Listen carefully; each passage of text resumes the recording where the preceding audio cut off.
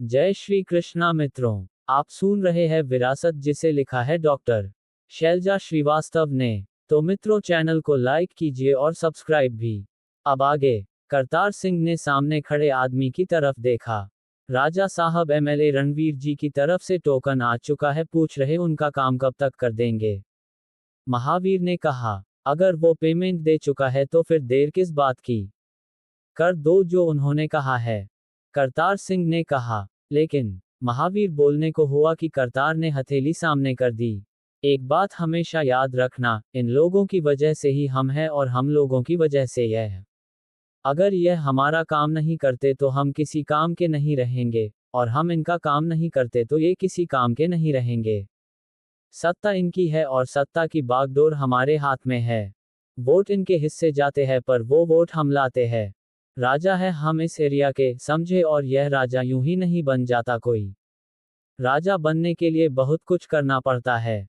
खून बहाना पड़ता है और जान लेनी पड़ती है।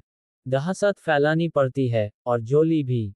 बस एक बात हमेशा याद रखना कि हम जो काम करते हैं उसमें कभी किसी गरीब और मजबूर का नुकसान नहीं होना चाहिए, समझे। राजा साहब ने कहा तो महावीर के इशारे पर 3-4 लोग सामने आए। राजा साहब को प्रणाम किया और फिर वो लोग वहां से निकल गए। राजा साहब, छोटा मुंह बड़ी बात है, लेकिन एक बात कहनी थी। तुम कब से सोचने लगे इतना महावीर? करतार ने पैर के ऊपर पैर रखा। मतलब आप अपनी विरासत हंसलसा को देना चाहते हैं? सामेसा बड़े हैं। क्या सामेसा को ये बात बुरी नहीं लगेगी कि आप अपनी विरासत और सारा पावर हंसलसा को दे रहे हैं? जो जिस योग्य होता है उसे वही दिया जाता है, बाकी अभी सिर्फ सोचा है, निर्णय लिया नहीं है। पर अब तक के अनुभव से जान गया हूं कि सामे में वो क्षमता नहीं कि मेरी विरासत संभाल सके, समझे आप। वही दरवाजे पर कभी कभी पहुंचे सामे ने जब ये बात सुनी तो उसके चेहरे पर कठोरता आ गई। 24 साल पहले अस्पताल में धीरज बेचैनी से इधर उधर घूम रहे थे कि तभी तीनों बच्चे आकर उनके पैरों में लिपट गए। चाचा, छोटा बेबी आ गया क्या? तीनों एक साथ बोले तो धीरज ने मुस्कुराकर उसे गोद में उठाया। आने वाला है, बस तुम लोगों का इंतजार कर रहा था। उसे सबसे ज्यादा मैं प्यार करूंगा, काव्यान ने कहा। और मैं भी, नैतिक ने कहा। और छप से दादा मैं प्यार करूंगी, छोटी सी कृषिधा बोली कि तभी डॉक्टर बाहर आए। धीरज ने बच्चों को वहीं बेंच पर बिठाया और डॉक्टर की तरफ बढ़ गए। डॉक्टर, शुभरा कैसी है? भगवान का लाख लाख शुक्र है कि आप समय पर आ गए और माँ और बच्ची दोनों ठीक है। बच्ची? धीरज के चेहरे पर मुस्कुराहट आई। हाँ वर्मा साहब, आप भाग्यशाली हैं जो ईश्वर ने आपको बेटी का पिता होने का सौभाग्य दिया है, डॉक्टर ने कहा। तो धीरज ने भगवान को मन ही मन प्रणाम किया और डॉक्टर की तरफ देखा। शुभरा कैसी है? ठीक है, खतरे से बाहर है, लेकिन कहते कहते डॉक्टर रुक गईं। लेकिन क्या? धीरज परेशान हो गए। मैंने कहा था कि सिजेरियन के लिए कंसेंट फॉर्म पहले ही भर दीजिए, उनके यूट्रस पर दबाव आ रहा है। हाँ, तो यूट्रस में ब्लीडिंग हो गई थी। यूटेरिन वॉल रॉप्चर हो गई थी, इस वजह से ब्लीडिंग रुक ही नहीं रही थी और उनकी जान बचाने के लिए हमें यूट्रस निकालना पड़ा। तो अब आगे वह कभी मां नहीं बन पाएंगी। डॉक्टर गहरी सांस लेकर बोली। क्या मां नहीं बन पाएंगी? सिर्फ एक बच्ची हुई है, ऐसे कैसे वंश चलेगा मेरे धीरज का आगे? धीरज की मां दुख और गुस्से से बोली तो धीरज ने गुस्से से उन्हें देखा। ये जो कुछ भी है आप लोगों के कारण ही है, और हाँ, वंश चलाने के लिए मुझे किसी बेटे की आवश्यकता नहीं है। मेरी बेटी बनेगी मेरी वारिस और वही ले जाएगी मेरी विरासत को आगे, धीरज ने कठोरता से कहा और फिर डॉक्टर की तरफ देखा। मेरी बच्ची और शुभरा से मिल सकता हूं मैं? जी, बच्चे को अभी पीडियाट्रिशियन देख रही है, थोड़ी देर में आपको दे देंगे। बाकी आपकी वाइफ अभी बेहोश है, उन्हें भी वार्ड में शिफ्ट कर देंगे तो आप उनसे मिल सकते हैं, डॉक्टर बोली और चली गईं। इस बात को जानकर कि अब शुभरा कभी मां नहीं बन सकती और सिर्फ एक बेटी को जन्म दिया है, जहां मेघा के चेहरे पर खुशी की चमक थी, क्योंकि अब जो कुछ भी जमीन जायदाद पैसा और विरासत थी वह सब उसके दोनों बेटों को ही मिलने वाली थी। वही धीरज की मां और धीरज के पिता दोनों ही उदास और दुखी थे, ये सोचकर कि धीरज का वंश आगे बढ़ाने वाला कोई नहीं है। इन सब से अलग धीरज के चेहरे पर संतोष भी था और खुशी भी।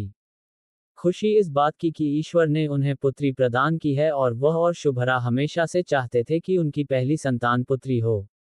उन्हें इस बात से कोई फर्क नहीं पड़ रहा था कि उनके वंश का क्या होगा या उनकी विरासत का क्या होगा। उन्हें खुशी इस बात की थी कि जो वह चाहते थे वह उन्हें मिला है। बस चिंता थी उन्हें तो शुभरा की, और दर्द भी था तो इस बात को लेकर कि शुभरा को इतनी परेशानी बर्दाश्त करनी पड़ी। बाकी एक पिता के रूप में पुत्री रत्न को पाकर धीरज अपने आप को धन्यभाग्य समझ रहे थे।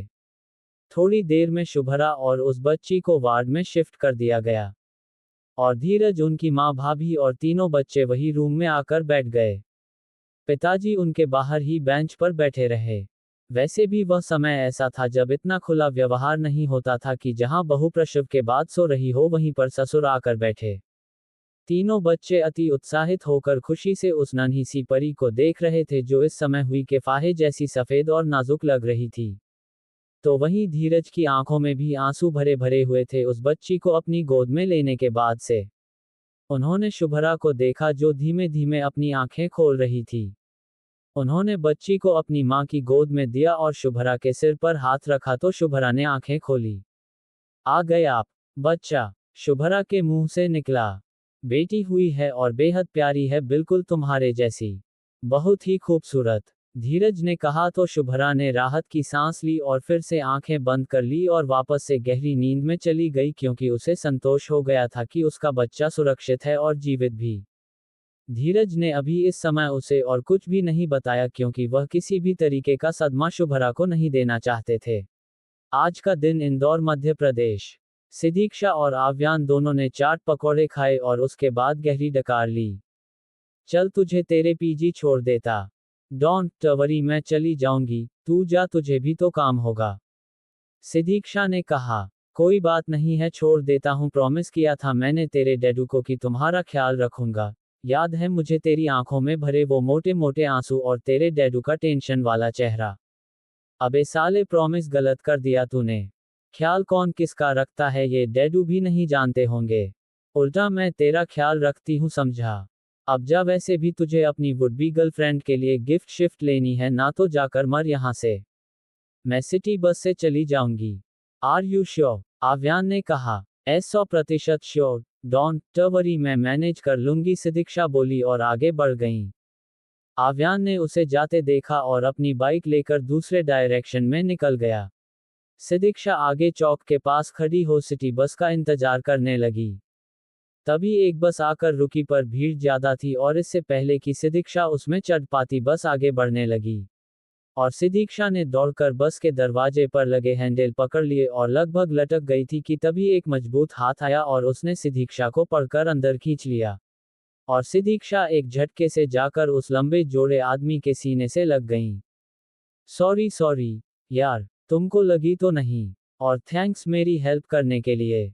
ये बस छूट जाती तो रात हो जाती मुझे पहुंचने में, अंधेरा हो जाता है तो मेरी पीजी वाली आंटी जान ही खा जाती मेरी, और तुरंत ही डैडू को फोन करके खबर कर देती कि मैं आधी आधी रात तक घर के बाहर भटकती हूँ।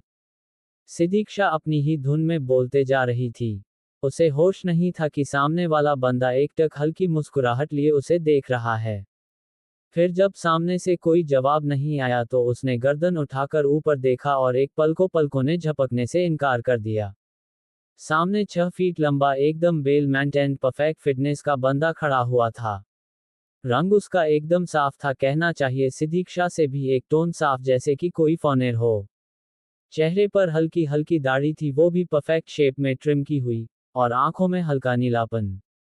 देखने में ऐसा लग रहा था कि एकदम अभी अभी फॉरेन से इंपोर्ट हुआ है। सिदीक्षा की पलकें नहीं झपकी तो उस लड़के ने सिदीक्षा की आंखों के आगे हाथ हिलाया और सिदीक्षा जैसे होश में आई। थैंक्स यार, तुमने बचा लिया, बाकी जब से मैं बोली जा रही हूं तुम कोई जवाब ही नहीं दे रहे। लगी तो नहीं कहीं? सिदीक्षा ने उसके चेस्ट की तरफ इशारा करते हुए कहा और फिर अपने सवाल पर खुद ही अपने सिर पर चपत लगा ली। मैं भी ना एकदम झल्ली हूं। चलो एनीवे, बस पकड़वा दी तुमने, उसके लिए थैंक यू। वैसे किस कंट्री से हो? हिंदी आती है? सिदीक्षा बोली और खाली सीट देखने के लिए आगे बढ़ने लगी। वह है खाली सीट, और मैं राजस्थान से हूँ, और हिंदी आती है मुझे। उस लड़के ने कहा तो सिद्धीक्षा हल्का मुस्कुराते हुए आगे बढ़ गई और वह लड़का जाकर उसके बाजू में बैठ गया। वैसे आपको देखकर लगता नहीं है कि आप रोज सिटी बस से ट्रैवल करती हैं। लड़के ने कहा, या यू आर राइट, मैं सिटी बस से ट्रैवल नहीं करती। मेरा फ्रेंड है, अभी उसके साथ आती जाती हूँ। हालांकि मेरे पास खुद की भी स्कूटी है, पर डैडू ने मना किया हुआ है चलाने के लिए, इसलिए वह पीजी में खड़ी रहती है। बाकी आव्यान है ना मुझे पिक एंड ड्रॉप करने के लिए। पर आज उसे जरा काम से जाना था तो मैंने सोचा सिटी बस से आज जाती हूँ, ट्राई तो करके देखूं आखिर सिटी बस में बैठकर लगता कैसा है। सिद्धीक्षा ने उत्साहित होकर कहा, यू मीन टू से आप पहली बार बैठ रहे हो? उस लड़के ने कहा, नहीं, एक बार और बैठी हूं अपनी दोस्त के साथ। अकेले नहीं, और इसी तरीके से लटकते झटकते बस आज ही पकड़ी है मैंने। और आप? सिद्धीक्षा ने कहा, मैं लंदन से आया हूं, आज ही इंदौर पहुंचा हूं, अपने फ्रेंड के पास जाना था। ऑटो ढूंढा तो मिले नहीं। तब ये बस निकली तो सोचा इससे ही आधा रास्ता निकाल लेता हूं। पैसे भी बचेंगे। अच्छा लंदन रिटर्न हो, और पैसों में कंजूसी कर रहे हो? सिद्धीक्षा हंसते हुए बोली, पैसे बचाने में कोई हर्ज तो नहीं है, और फिर मेरे बाबा सा कहते हैं कि पैसा और पावर जिसके पास है दुनिया उसके आगे झुकती है। इसलिए हमें हमेशा पैसे की कदर करनी चाहिए। लगता है आपके बाबा साहब कोई बाहुबली है, यू नो, पावर एंड पैसा और रुतबा, सिद्धीक्षा बोली। हाँ, ऐसा ही समझ लो। हमारे एरिया के राजा साहब है। और आप? सिद्धीक्षा ने कहा, मैं हंसल। हंसल राजपूत उनका बेटा, बस लंदन से बिजनेस मैनेजमेंट की पढ़ाई करके आया हूँ। यही है मेरा इंट्रोडक्शन। बाबा सा चाहते थे कि सीधा घर आ जाऊं, पर मुझे मेरे फ्रेंड से मिलना था इसलिए यहाँ पर आ गया। एक दो दिन यहाँ बिताऊंगा, फिर वापस राजस्थान चला जाऊंगा। हंसल बोला। और आप? हंसल ने पूछा कि तभी बस रुकी। मेरे बस स्टॉप आ गया। बाय एंड थैंक्स अगेन मुझे गिरने से बचाने के लिए। सिद्धीक्षा बिना उसका जवाब दिए बस से नीचे उतर गई और अपने पीजी की तरफ बढ़ गई। आप जैसी लड़की को संभालने तो मैं जिंदगी भर तैयार रह सकता हूं मिस इंदौर। वैसे बहुत जबरदस्त चीज हो आप। मेरे बारे में आपने सब जान लिया मिस इंदौर, और अपना नाम तक नहीं बताया। बाकी माँ सा कहती है कि किस्मत में जो होता है वह मिलकर रहता है, और जो नहीं मिलना वो पाकर भी खो जाता है। और अगर आपको जानना और समझना मेरी किस्मत में होगा तो आपसे मुलाकात दोबारा जरूर होगी। इस दोबारा मुलाकात का इंतजार रहेगा मुझे, मिस इंदौर। हंसल ने कहा, और तभी बस अगले स्टॉप पर रुकी और ठीक उसी समय उसका फोन भी बजने लगा। उसके फ्रेंड का फोन था तो वह भी बस से नीचे उतर गया और फिर उसके फ्रेंड ने जहां बोला था उस तरफ बढ़ गया। तो मित्रों, अगला पार्ट जल्दी ही